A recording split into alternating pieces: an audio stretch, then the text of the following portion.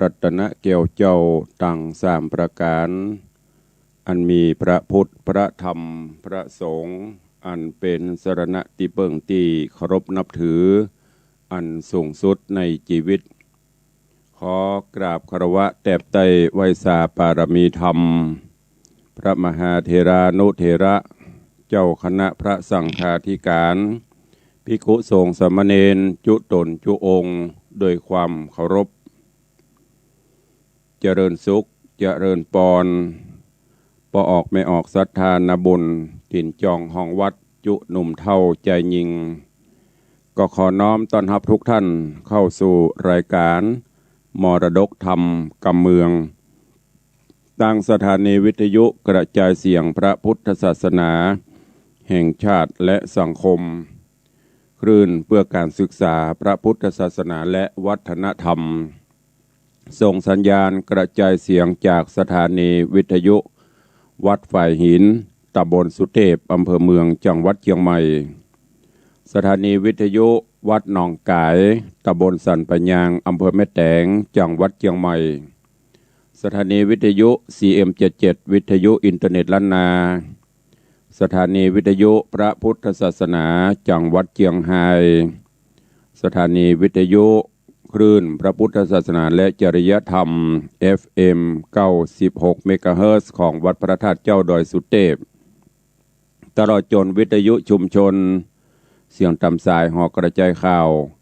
ตามวัดวาอารามตามหมู่บ้านต่างๆพร้อมกันนี้กราบถวายความเคารพและเจริญปอนสาธุชน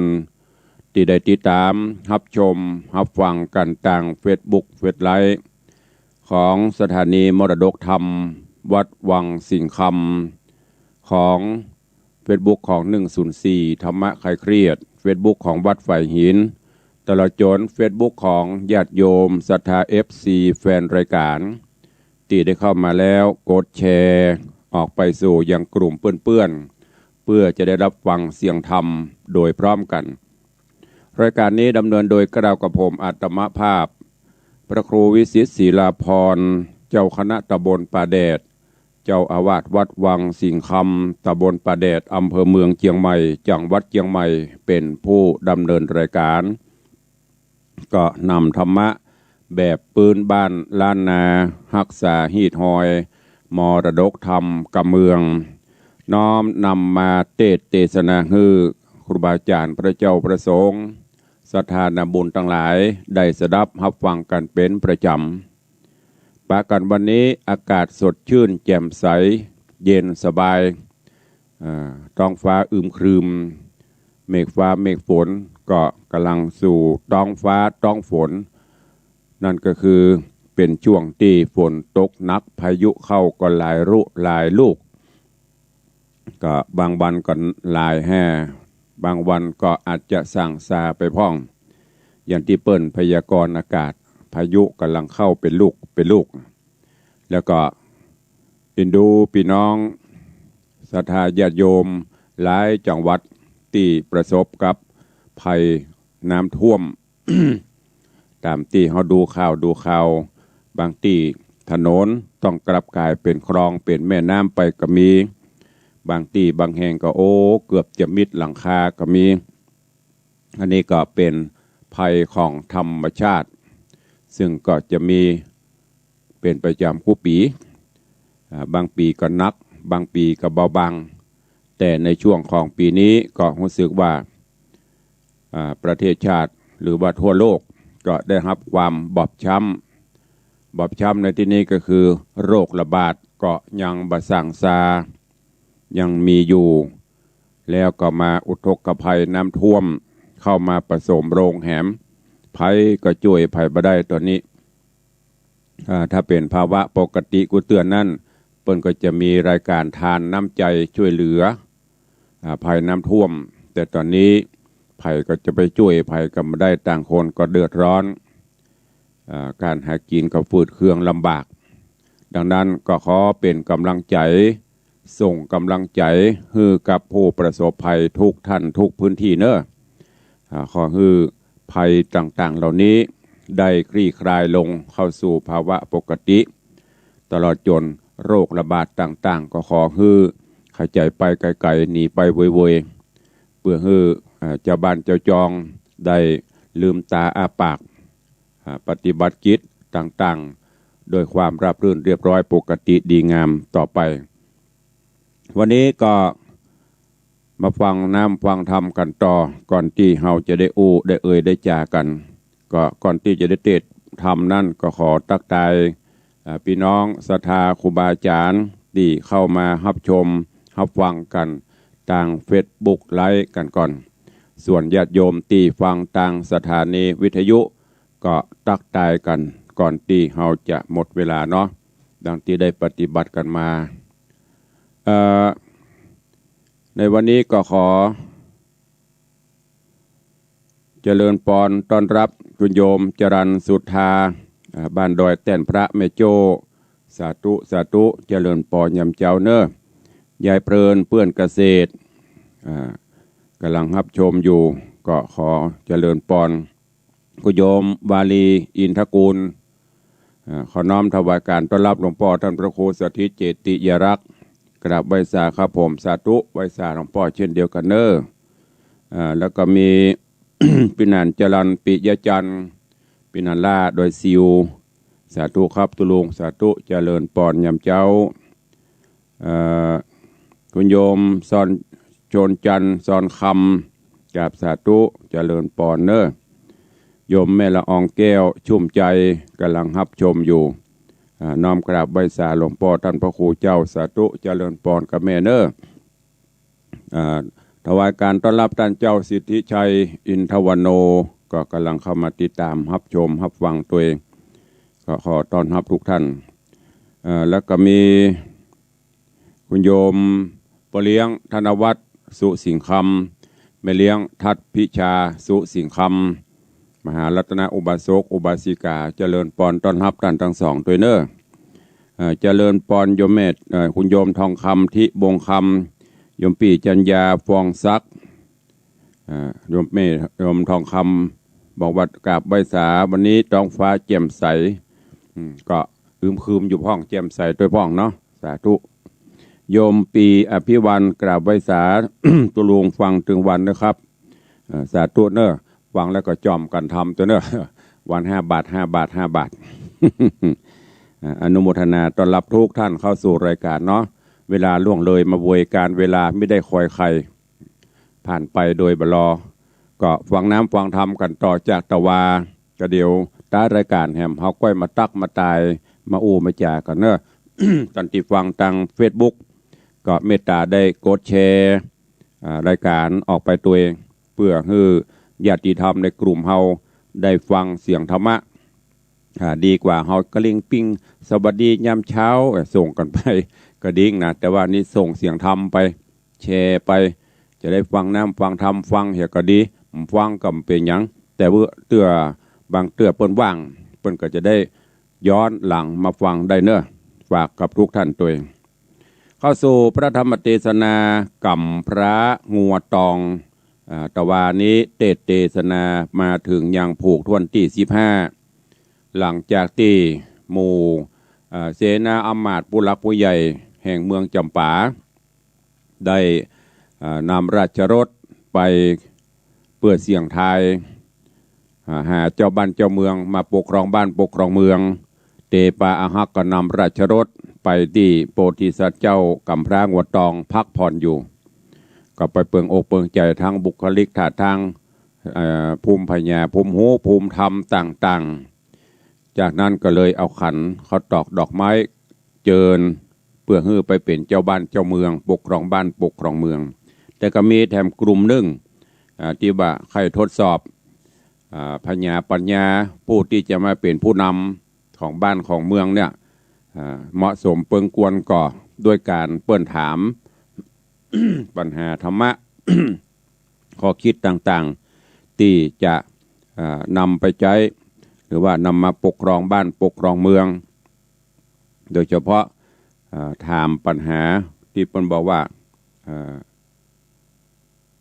ของกำเศร้ามีตัวเฮานั้นมีอันอย่างพ่องแล้วก็แถมอันหนึ่งก็คือ มัคคะหรือว่าหนทางลัดที่จะไปสู่ห้องจันฟ้าเนรปาน8 อย่าง 8 สิ่งนะอันมีกาล้ำยิ่งเหลือประมาณนั้นมันคืออันหยังเปิ้นตอบเปิ้นถาม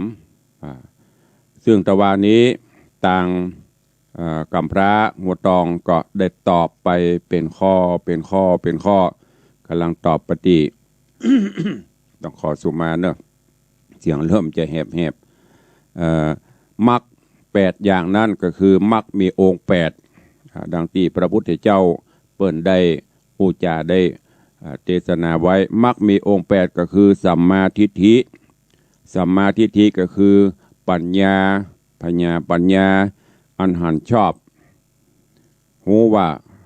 สิ่งนั้นถูกสิ่งนี้บ่ถูกนั่นก็คือหันอริยสัจสี่คือทุกข์สมุทัยนิโรธมรรคดังที่เราได้ศึกษาได้เรียนได้รู้ครูบาอาจารย์ได้อู้มานั่นนะคือข้อที่1เส้นที่1สัมมาทิฏฐิปัญญาอันเห็นชอบใจสติใจปัญญาอย่างในธรรมที่ตุลุงบอกนั่นนะดาบสลีกันใจช่วยเหลือได้ตลอดนั่นก็คือปัญญาอันที่2สัมมาสังกัปปะคือดำริชอบดำริความคิดต่างๆแต่ในที่นี้หมายถึงดำริที่จะออกจากกามดำริในอันที่บ่พยาบาทบ่คิดหายบ่ปองหายไผบ่ใส่บ่คิดขาดพยาบาทไผบ่เบียดเบียนไผอันมักอันเส้นที่3ก็ได้แก่สัมมาวาจา คือการอู้กันจาอู้ม่วนจาหวานมีจรสเกสรเว้นจากวจีทุจริตคืออู้จายุยงปลุกปั่นอย่างต่างๆเหล่านี้ไม่มีในจิตใจของอริยสงฆ์เจ้าอันที่4สัมมาสังกัปปะสัมมากัมมันตะทำหน้าที่การงานในทางที่ชอบบ่ไปเบียดเบียนไผบ่ฆ่าสัตว์ตัดชีวิต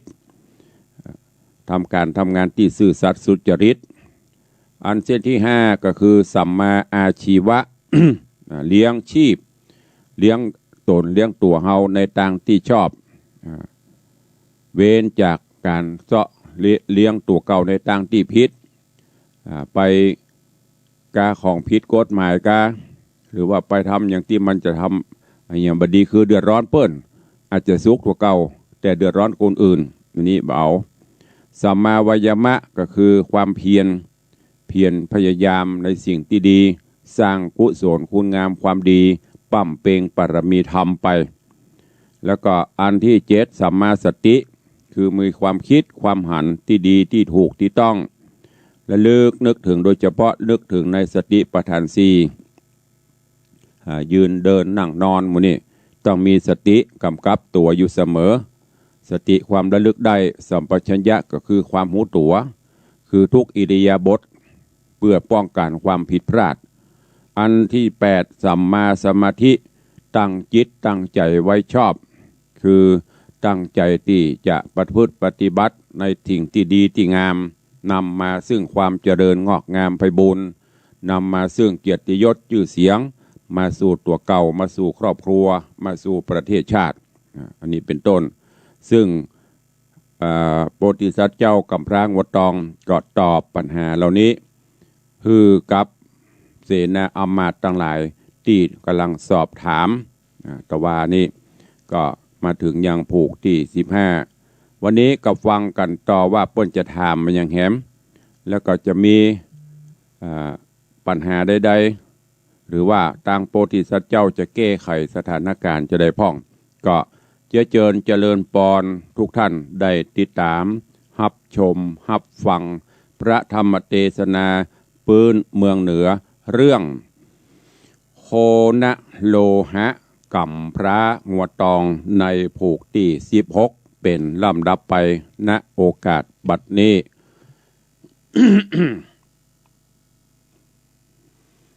นะโมตัสสะภะคะวะโตอะระหะโตสัมมาสัมพุทธัสสะ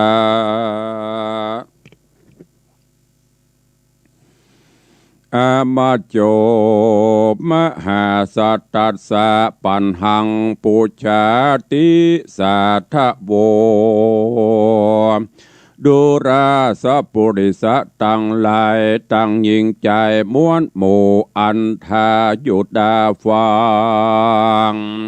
นิยายยังไปแล้วปางเมื่อนอแก้วบุญนะไข่ปัญหาลับลีถึงต่างที่ไปฮอดเบียงเกี่ยวยอดเนรปานอ่านเจียงขานผ่องแผ่วดังกล่าวแล้วล่ำดับมาที่นั่นนาอ้อมบาดโพชลาดอาจารย์ก็ถามนอทะลงยันเจียงเจ้าว่าของกำเศร้าดำมัวมีในตัว300 บาทไม่ต้องฝากเงินยินดีต้อนมีในตัวสุกซ่อนอยู่ในบ่อนอินทรีย์ปัญหามีดังนี้ขอจงกล่าวจี้ไขปานนอจอมทำยอดซอยก็ตอบถอยขี่แย่ไขปัญหานั้นเล่าว่าของกำเศร้ามัวดำอันติดขำซ่อนลีอยู่ในตีตัวตนมีจุคนบอกขาดเว้นแต่ปราดนั้นใส่ตัดออกได้เป็นตราคือราคะตัณหาเป็นเก่าจ้างเผาหนุ่มเทายิ่งใจฮ้อนแห่งลายเหลือแหล่บอกเวนแว่คืนวันจักป่าวันจ้องหอยกระตำบาปถอยนานาปาตุกตัวมาไม่มาดกันจักตัดขาดนั่นใส่หือมีสติไว้กับตัวบอบเมามัวตั้งถอยต่างแล้วไฟหอยต่างดีศีลธรรมมีกุญใหญ่หือตัวไตปฏิบัติตามจักสมความไฟหอยบอกกลาดกร้อยไกลกลาบททัดไปนานอนโสดคือความคิ้วโคตรโกธาอันความโกธานี้เล่าเป็นเหตุเก้าเครื่องขี้บ่เป็นดีแต่ใส่คนโลกใจสงสารหวังเจยบานไปนาจูงเว้นโคดกล้าปาลาอันความโกธานี้โสดย่อมมีโตดหลายประการย่อมป่าปานบาปใบบุบตีใส่ของเสียตีลูกเมียและพ่อแม่ด่าเท่าแก่ยิงใจพิษสหายเปื้อนปองพิษพี่น้องวงศาการโกธาบังเกิดย่อมไม่เดือดกาลีเนียบอดีบาปเศร้าบ่หูกุลพระเจ้าองค์คบ่หูกุลทำที่ใบตังพ่อแม่ไทยส่องขาตุกโดยมาจ่องหอยลวดดำก้อยเครื่องเขีมการหนอมุนีน้อยนาดไข่ถ้อยวาดขี่แย่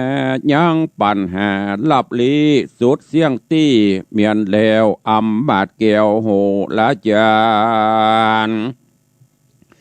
ปาดหนอทะลงญาณน้อยนาดนั่งเต้นอาสนะแล้วอุสราจาพิเศษอติเลกโมโหองโคนโยกยังหนอตาสะโปนนาหนุ่มนาว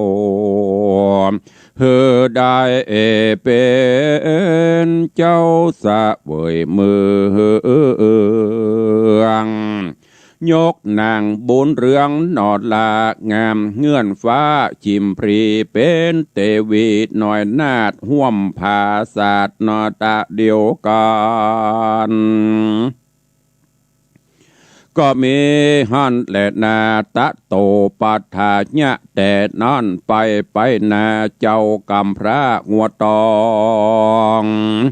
บุญสะน้องเตื่อมเขาได้เป็นเจ้าหอคำก็กระทำก่อสร้างแต่ตาตั้งต่างดีเฮือเจ้าปุรี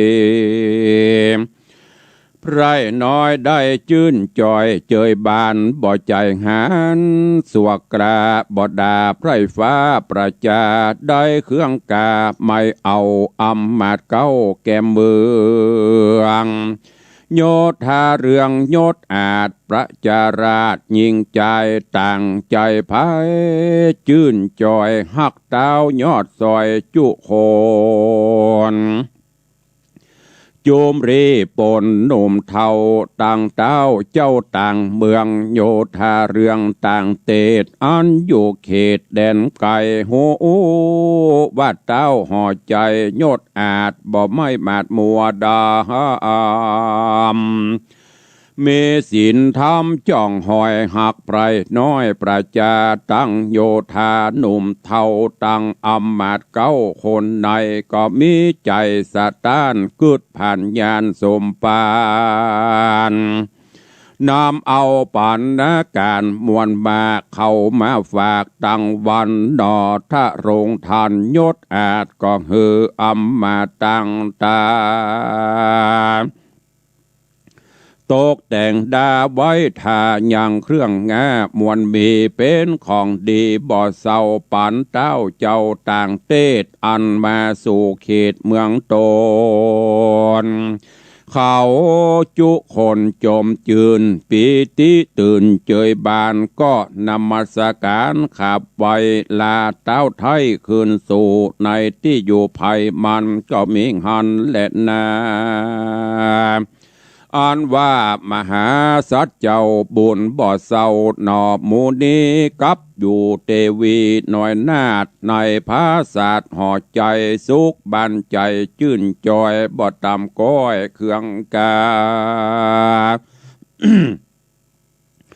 บอดนานมาเนิ่นจานางแบนฟ้าชิมพรีก็ทะลงขับพระเมต้องใหญ่10 เดือนควายเติงมาก็ผ่าสูตรบุตตานอนนาเอางามบ่อเศร้าเป็นใจหูบคิงภายองค์อาจวันนะจาดใส่สาวโสภามเจ้าประจาหนุ่มเทาอำมาตเก้าแก่เมืองโยธาเรื่องมวลหมู่กันเขาหูขีดยาว่าโตนราชาเจ้าฟ้าได้ลูกล่าใส่ใจก็มีหอดละไทยโจมจืนปีติตื่นเจอเอ่ยบานต่างก็มาสาธุกาสะเศร้าสะนันดาวปุรีก็มีหันและนาอ่อนว่ากุมารอ่อนน้อ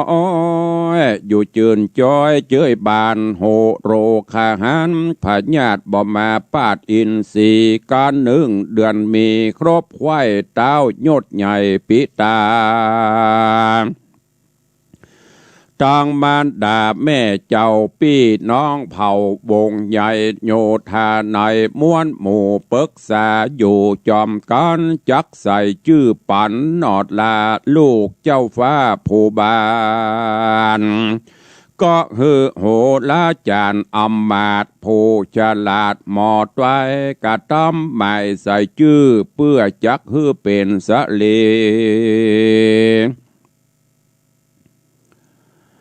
ได้สวัสดีไปนาบาเจ้านอดลาตุขตะคัตติญะกุมารโดยประการเหตุเก้าว่าตนพ่อเจ้านั้นใส่ตุกยากไรอนาถาส่วนมารดาน้อยนาดเป็นเชื้อชาติต้านเตาผาแผ่นดาวห่อใจจริงมีนามไข่ดังนี้อันกล่าวจี้ไข่มานอนและนาตาโตโอแต่นั้นไปนะ เจ้าหนอดลาคัตติญะกุมารจำเริญบานคืนใหญ่กันอายุไข่ขวบปีนางชิมปรีนอเนามีข้าพระเข้ามาปาน10 เดือนปานควายจอดนางเกี่ยวยอดบุญนาก็ผาสูตรบุตาลูกน้อยงามโซเอลอยเป็นยิงหูเป่าปิงใจจ้าดังนางฟ้าเมืองบนนอตาซาปนผู้เป็นป้อและนางน้อยนอเตวีตังฮักบุตรีนอเนาทุกคำเจ้าเจยบานจิงใส่น้ำขาจื้อซอยวันนางอ่อนน้อยสีพิมพาอยู่ดีที่ข้าจะใจจำเลินขึ้นนะใหญ่มาเลวปันต่างเล่นกันคำเจ้ากับพี่เจ้าใส่ใจในหอใจปราสาทบ่ได้ขาดเป็นนิจการการเจ้ากุมารนั่นใส่อายุไข่เติงดี21 ปีนั่นเล่านางนอดเนาปี21 ปีนั่นเล่านางนอดเนาพิมพามีอายุวาสาไข่จอด19 ฮอดเป็นไม้2 บุญภายปีน้องอยู่แห่งห้องห่อใจบ่มีใจหยาบจ้าเถิงเป็นลูกเจ้าฟ้าห่อคำก็บอบมัวดำบาปใบหือไพร่ไตเครื่องขี่โยธาเรื่องหนุ่มเท่าได้ไม่เอาเครื่องขี่กิริยาดีอ่อนกอมหูนบนอบน้อมวันตายังบงสาหนุ่มเทาอำมาตย์เก้าแก้มเมืองโยธาเรืองจุผู้บ่ลิงลู่ปาลายามไข่จากล่าวถอยบอกกล่าวกำถอยกาลีจะแต่ก็อาจจะแต่กำบดีปากม่วนบอกกล่าวหวนจะแข็งบ่จะแหงหยับจ้าบ่แจ้งดาโคโอนได้ยังมีใจจมจืนมักหย่อยื่นหย่อปันยังหัวมันลูกไม้ของเครื่องใจนันนาตั้งวัดทาเสื้อผ้าตั้งเครื่องงาอลังการแก่โยทักหานจุผู้บ่เวนกู้คนใดตั้งไพร่ไตใหญ่น้อยใหญ่น้อย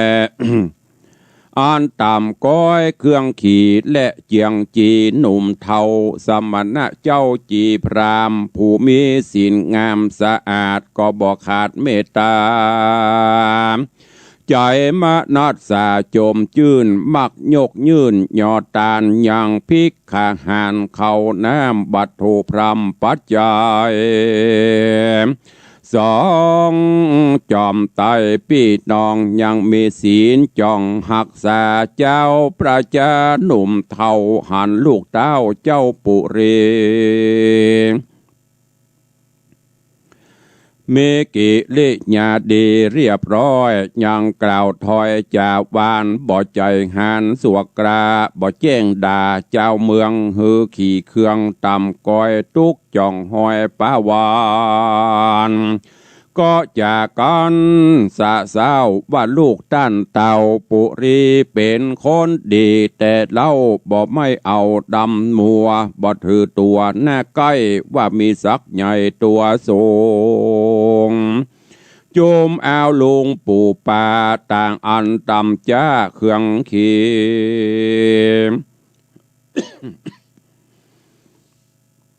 เจ้าปุรีตุกยากยังออกปากจะถามกิริยางามแต่เล่าลูกเต้าเจ้าเหล่าราเจ้าประจามวลหมู่ต่างกล่าวอูจากกันเสียงเนื้องนันสะเศร้าไปตัวดาวอนา ก็มีหันแหละนาโสโหโปธิสัตโตอันว่านอโปธิสัตเจ้า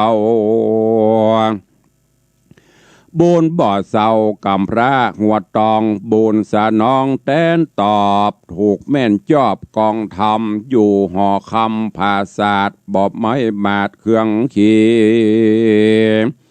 กับเตวียอดซอยก็กึดร่ำถอยหลายประการว่าคนสงสารโลกไตมีพับไข้อาณา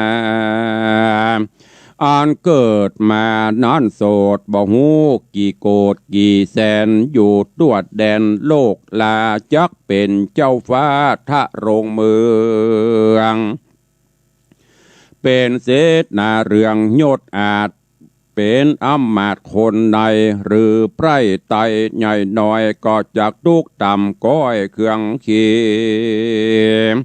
เรือมูลมากมีมั่งเต่าย่อมแก่เท่าจาราย่อมมรณะอาบมวยมั่งจากโลกกว้างเมืองโคนเป็นดังโตนกูนี้ก็บ่อาจลีตังตาย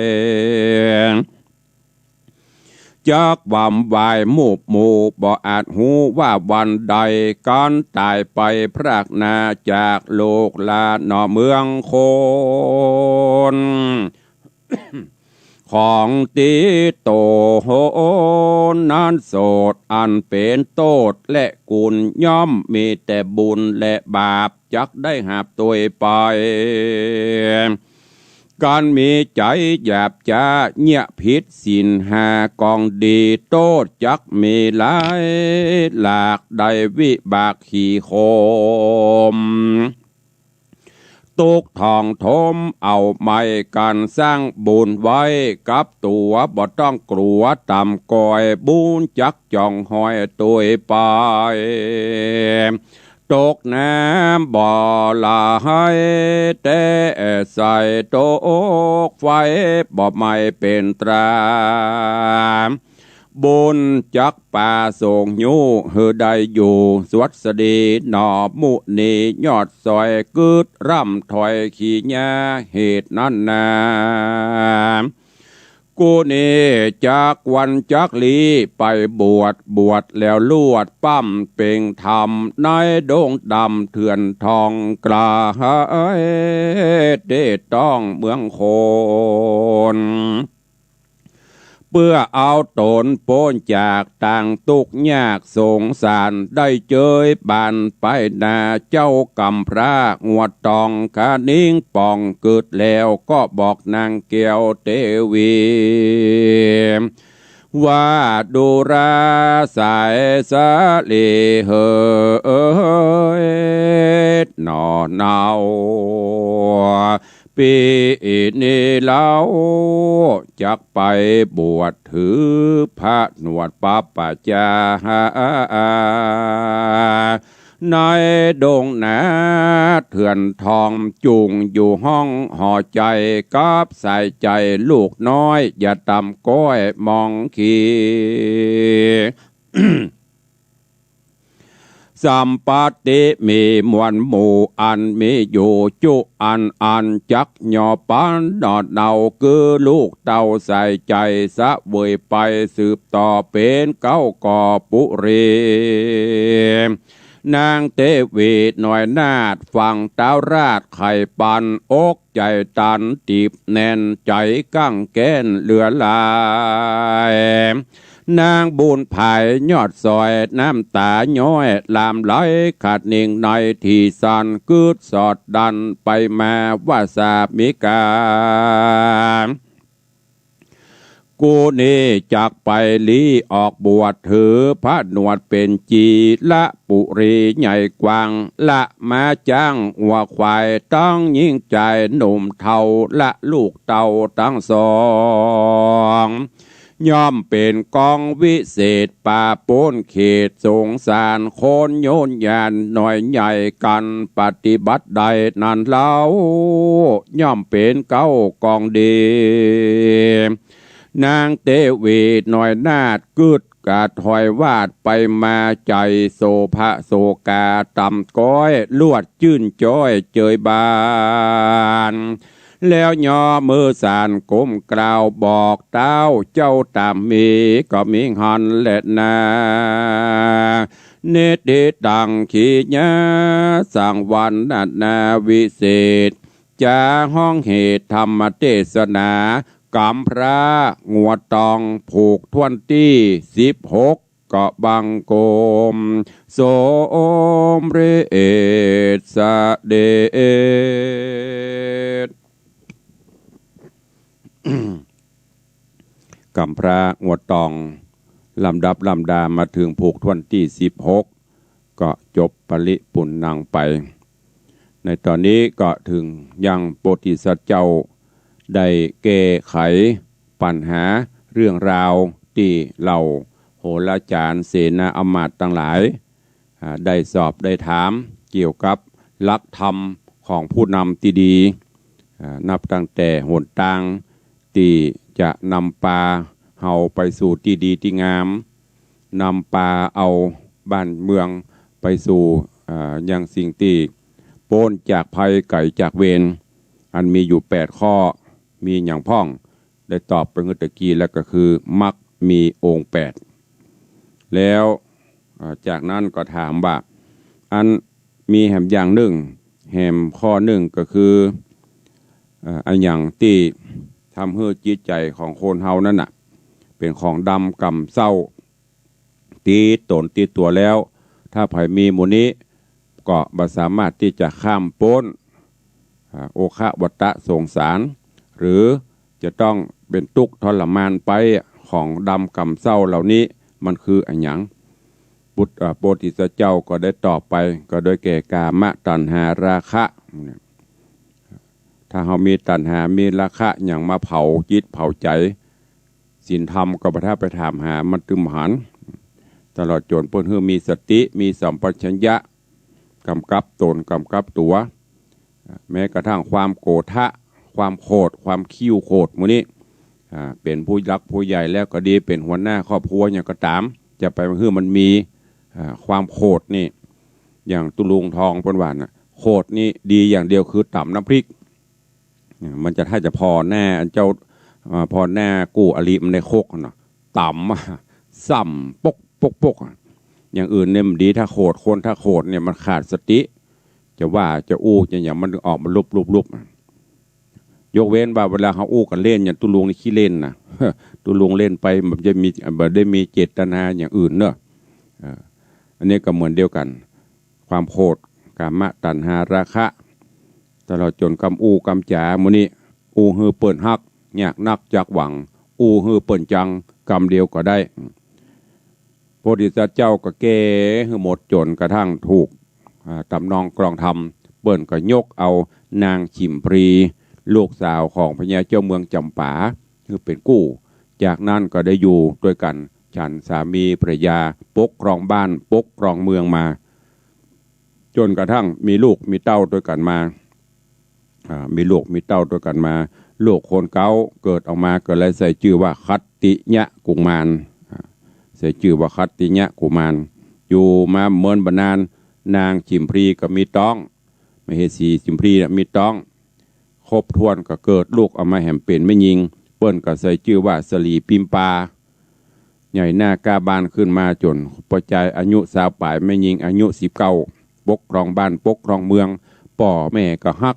และที่สำคัญถึง2ถึงแม้จะเป็นลูกเจ้าฟ้ามหากษัตริย์แต่กิริยามาจามารยาทเปิ้นก็อบอ้อมอารีวจีไพเราะอูกับไผ่ฟ้าประชาราชเสนาอมาตย์ม่วนเพราะมีจิตเมตตาเจ้าบ้านเจ้าเมืองก็มีความสุขพออยู่มาเหมือนบรรนานความเบื่อความ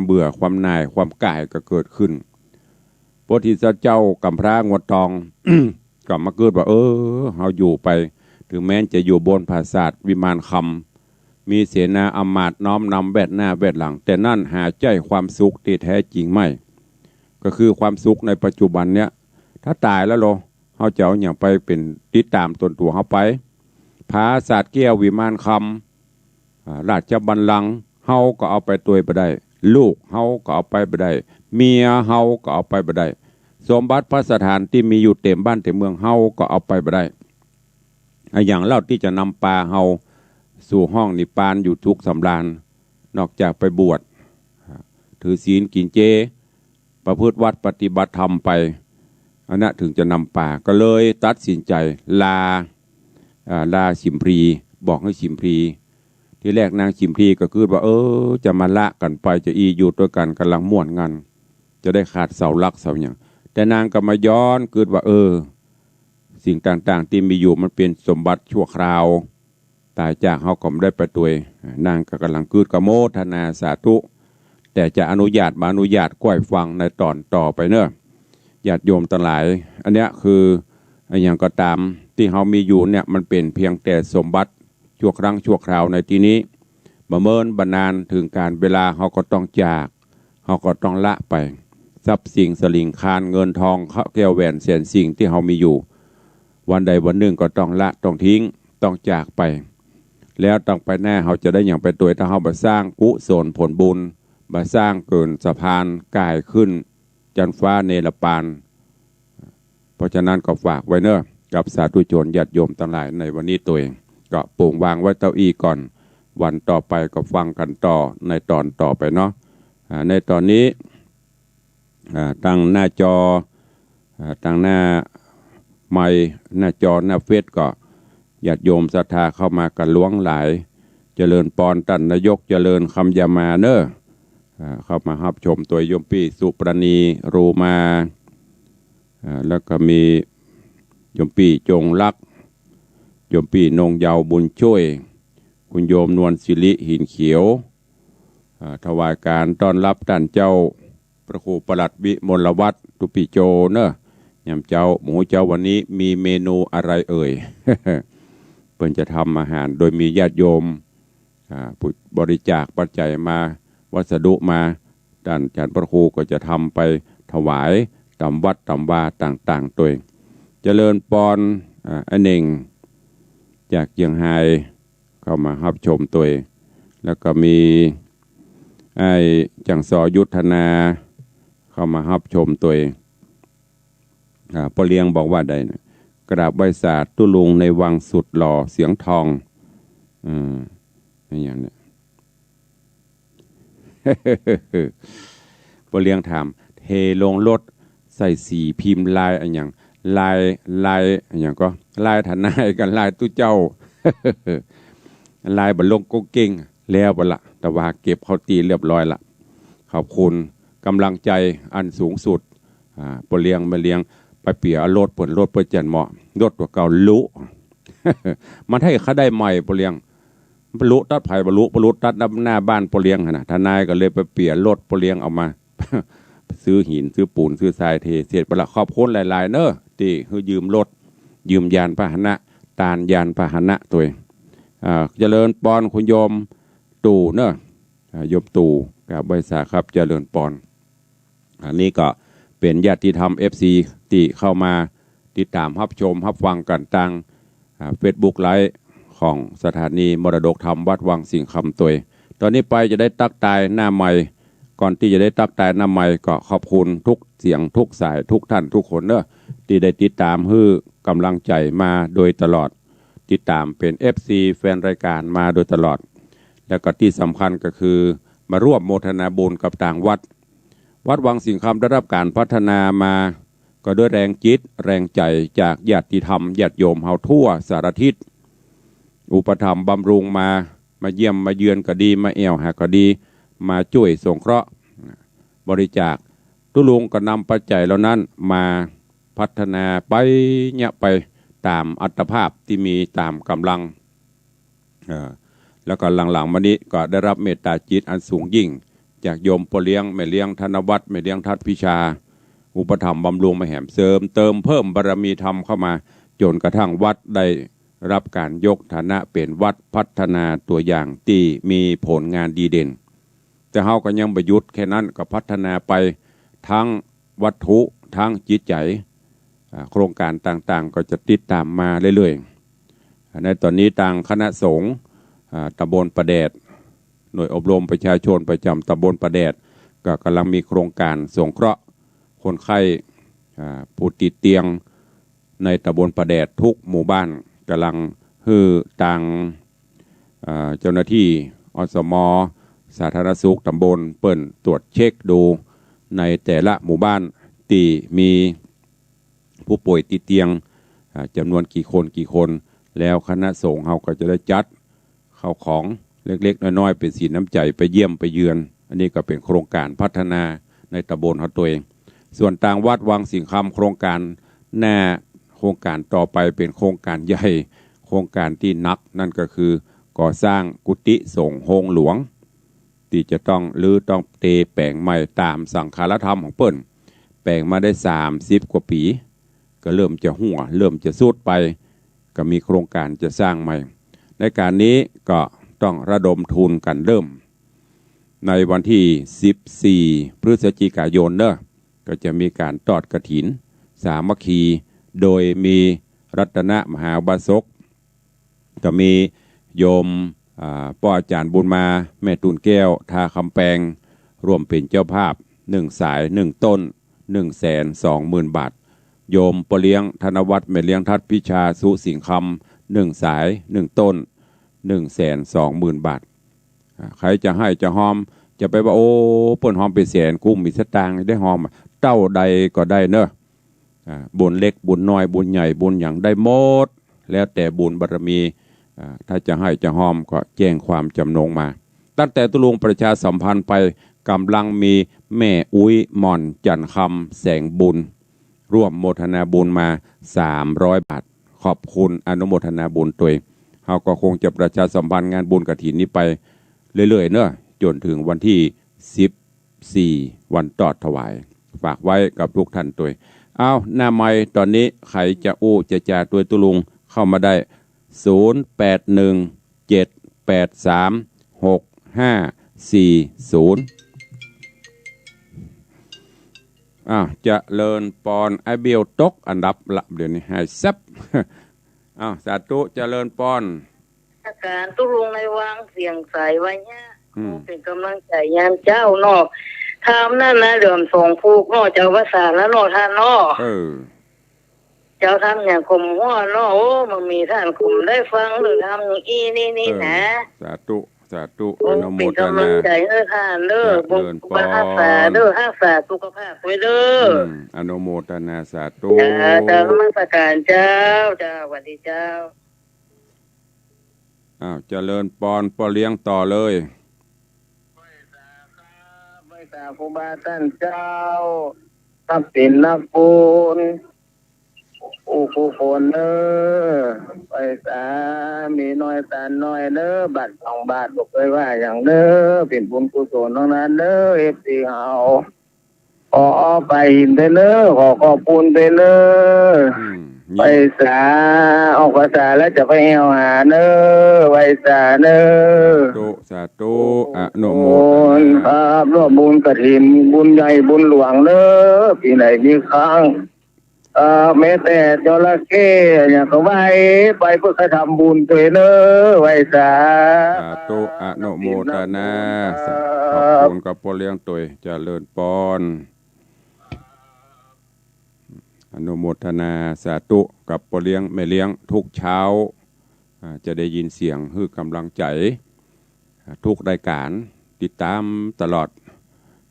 ก็ขอขอบคุณตัวเป็นทั้งกำลังใจเป็นทั้งกำลังทรัพย์อย่างตุลุงเฟสโลปัตวาน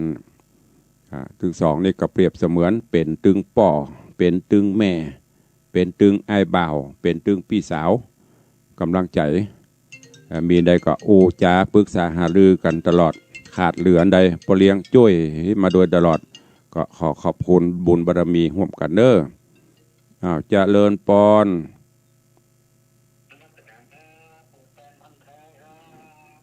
ครับสาธุอนุโมทนาดีนี่ดีกะแต่บ่ได้กันทำซักสาวแห่คนได้ก็ดีหมดอย่างแม่นัตวาทำหอมกันทำก็หอมกะจอมกะลาประทานไหนตานวัดใหม่บุล่ะไอ้โล สาธุอนุโมทนาครับสาธุกำลังใจแต่ผ่องเล่นผ่องอีเซลกับบัดนั้นเนอะถ้ามันได้ก็ดิ้ง อีแม่ก็แต่ว่าจอมกะแล้วจะได้200ป่ายแล้วมีไหนแม่ประตานละตานวัดไหนก็วัดใหม่นะหัว อ้าวเจริญปอนฮะเจ้าขอบคุณหลายใส่การทำแบบ2 บาทเนอะไปฟังบดายจอมแบบ2 บาทปูจากูลเอาใส่เอาปลูกว่าหั่นถ้ามันเต็มแล้วก็มาตานในวังพุทธห้ามประตานที่อื่นนะ สาธุเอาอนุโมทนาเอาสาต่อไป0817836540เข้ามาใครจะอุดโดยตุลุงในยามเจ้าวันนี้กำลังมี4 สาย1 พ่อเลี้ยง2 แม่เลี้ยง3 แฟนพันธุ์แท้4 โยมอย่างก็กำลังอู้ไปเรียนเนี่ย4 คน4 ท่านมีแหมก็ห้างเวลา5 นาทีมี4 สายเข้ามาเช้านี้จะถึง10ก่อนเหลือเวลา2 นาทีจะหมดเวลาหมดแล้วจะไปโทรเข้ามานะมันไปกินเวลาของเปิ้นจะไปห่านว่าพอเปิ้นใจดีใครเอามาเวลาก็ได้บ่ได้ถึงเวลาก็ต้องเป็นเวลา7 โมงกับ7 โมงบ่ใช่ว่าหันเปิ้นเวลาโอกาสได้ใจล้ำไปบ่ได้เดี๋ยวไปล้ำรายอื่นรายการเปิ้นเจริญปอนแม่นมัสการเจริญเดี๋ยววันนี้ช่วงวางสิงคำละอีกกำลังเพโฮงรถแล้วมันนั่งศาลาปฐมมันทางลงมาไปดีม่วนแต่โฮงรถทางน้องก็เลี้ยงแต่ให้มาเนาะมันสุดแม่ยืมรถก็เลี้ยงเอารถตัวเก่าไปทนายขับไปคัดหมดเบรกบ่ดียุยตัดหน้าบ้านปเลี้ยงบ่ดีก็เลยลวดเข้าไปยืมรถปเลี้ยงมาใจไปรถกันไหนรถกระเดงพุ่นรถเขียวรถอันนี้กะรถใจงานนะกะรถปิกอัพมันเท่าละมันก็ได้ใหม่ก็น่าว่าเดี๋ยวก็เลี้ยงไปของปเลี้ยงมีหลายอยู่ก็เลี้ยงเพิ่นจะตานกูสิ่งกูอย่างในบรรดาครอบครัวเนี่ยค้างยังนะเตรียมยังไม่ได้ทานเตื้อยานนาสะเปาอันอื่นตานโมดละค้างยานนาสะเปาคำก็คือรถได้ตานวันนั้นอู้กับว่าเดี๋ยวไปพอเบนฮือสกันนี่หรอก็เลี้ยงมันเป็นรวยเป็นล่ำรวยเป็นถึงตานหมดอ่ะถ้าเป็นแม่รวยแม่ก็จะตานก็สิ่งกูอย่างต่างๆนะสาธุอนุโมทนาเนอะนมัสการเจ้าปอนขอบคุณโยมแม่จันดีนี่ก็เป็นผู้ที่สนับสนุนมาโดยตลอดเหมือนกันติดตามด้วยเสือใต้วันนั้นเปิ้นมาบ่ได้ตักอารมณ์ปีกว่าเข้าใจปิดท้ายละฟังอยู่เจ้านู่นดิสตางไว้อยู่ที่นอนอยู่ก่ะเจ้านอนแล้วสบายเหลือตู้ก่อนเนาะ